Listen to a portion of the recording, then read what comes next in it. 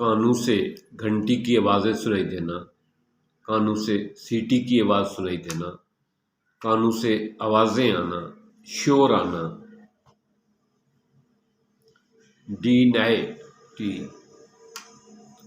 10 deci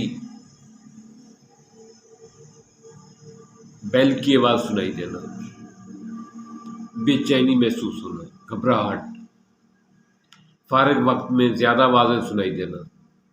मैं हूं आपका होस्ट वीर सामटिया और आप देख रहे हैं कंप्लीट हेल्दी टिप्स।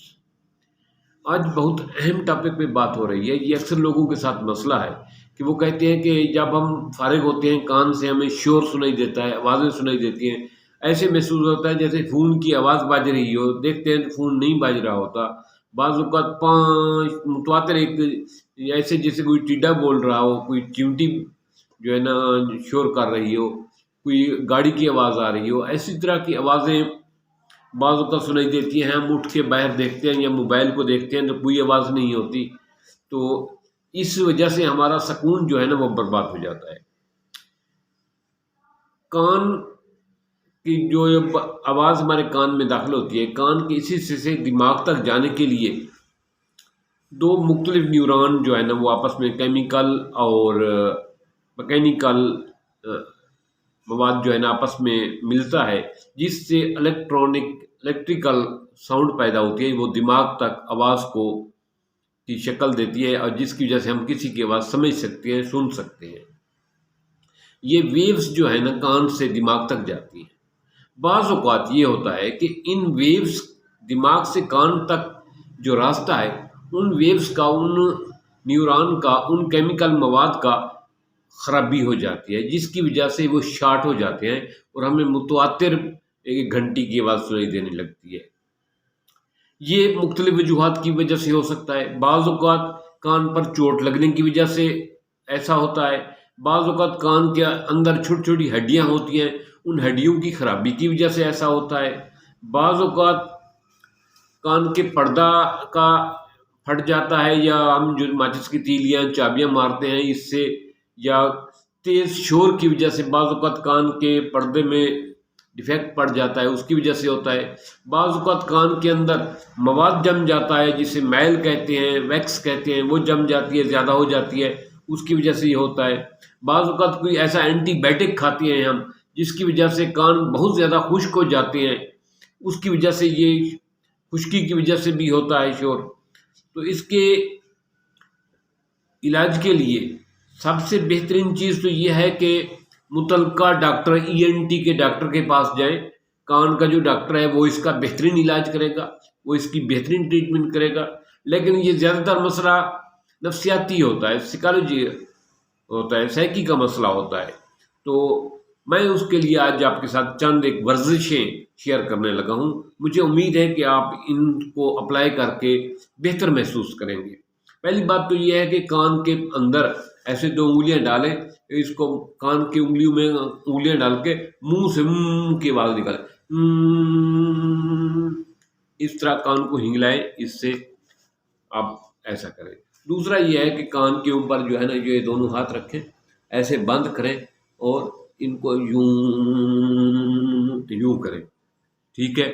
तीसरा ये है कि कान की ये जो है लोब, इसको मसलें और फिर इसको खींचें यूँ, 10 दफ़ा यूँ मसलें, मसाज करें और फिर 10 दफ़ा यूँ खींचें, यूँ, ठीक है।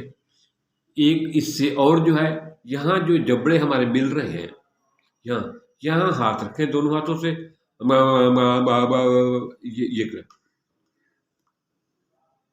यहाँ जो जबड़े मिल रहे हैं इसको प्रेस करें, ऐसे बार बार हिलाएं, तो इससे भी कान के जो अंदर वाले पर्दे हैं, अंदर वाली हड्डियां हैं, अंदर वाली कान के हिस्से हैं, वो थोड़े से एक्टिव होते हैं, वो बेहतर होते हैं।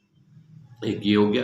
दूसरा ये है कि सर को यूं किए हुए इसको थोड़ा सा यूं फेरे, यूं, फिर इसको यूं ले जाए, इधर पकड़ लें। इससे ये कान का यही वाला हिस्सा टाइट होता है। इस पर हल्का सा मसाज करें, फिर इसको यूं करें, यूं कर लें, यूं, इसका मसाज करें हल्का सा। फिर जब हम यूं करेंगे यूं, तो ऊपर छत को देखना है यूं, आंखें ऊपर करेंगे, ये ऑटोमेटिक यहाँ आ जाएगा, फिर इसको पकड़ लें, इसके इस हिस्से को प्रेस करें। ये हिस्सा जो है ना कान का, ये हिस्सा बॉडी के साथ अटैच हो रहा है, दिमाग के साथ अटैच हो रहा है, इससे कान का जो वर्क है वो बेहतर हो जाता है। तो और कान के मज़ीद बेहतरी के लिए आप इसमें काटन पे जो है ना ऐसे लगाएंगे, ऐसे काटन पे लें, काटन के ऊपर जैतून का तेल लगाएं और उसको रात को कान में यूँ रख दें, सुबह उठ के निकाल के फेंक दिया। एक तो ये कर सकते हैं, दूसरा छोटा बच्चा है तो उंगली से कान इसको तेल या थोड़ा सा लगा दें, ऐसा भी कर सकते हैं। दूसरा सरसों का तेल लें, उसमें लहसुन के जवे लें, उनको बारीक कतर के उसमें डालें, सरसों के तेल को जलाएं, जब वो जल जाए फिर वो जवे इसके कलियां जो है ना लहसुन की वो निकाल लें, छान लें, वो तेल आपका तैयार हो गया है। उस तेल का एक कतरा उंगली पे डाल के यूँ कर लिया करें रात को, या इस काटन पे रख के यूँ रख दिया करें। बच्चा है तो उसके उंगली में डालें, बड़ा आप हैं तो वो जो है इस पे जो है ना लगा के तेल यूँ रख लिया करें। इससे आपके कान की कुव्वत समात बेहतर हो जाएगी। एक दूसरी बात यह है कि बादाम इस्तेमाल करें, B12 के लिए मुख्तलिफ टॉनिक इस्तेमाल करें, विटामिन डी के लिए मछली और अंडे का इस्तेमाल करें, आपकी ये पूरी होगी। बाज़ औक़ात ये डिप्रेशन की वजह से भी होता है, एग्ज़ाइटी की वजह से भी होता है कि जो हम सारा दिन हमारा दिमाग मुख्तलिफ ख़यालों में चलता रहता है, उसकी वजह से भी ये प्रॉब्लम होता है। तो आप थोड़ी सी इस चीज़ से अपने आप को एक्सरसाइज करें, और अगर आपका ज़्यादा प्रॉब्लम है तो ENT के स्पेशलिस्ट को दिखाएं, साइकोलॉजिस्ट को दिखाएं। डिप्रेशन की वजह से है तो इंशाअल्लाह ताला ये आपका मसला जल्दी सॉल्व हो जाएगा। थैंक्स।